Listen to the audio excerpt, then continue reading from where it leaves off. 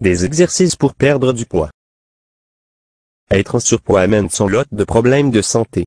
On a rapporté que près de 300 000 personnes meurent chaque année à cause de complications relatives à l'obésité ou au surpoids.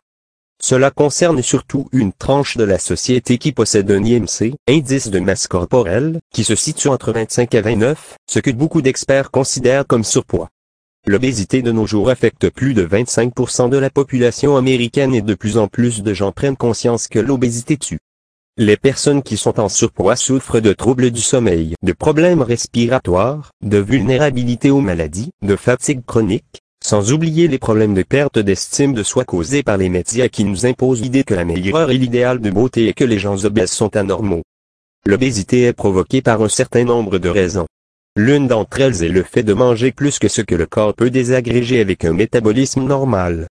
Cela provoque l'accumulation de graisse dans de nombreux cas dans la région abdominale, mettant ainsi la personne en situation de surpoids.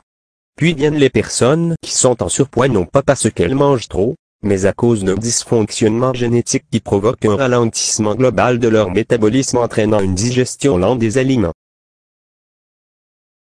D'autres encore sont en surpoids à cause d'une combinaison de toutes les raisons citées précédemment, sans oublier le facteur déterminant de la sédentarité.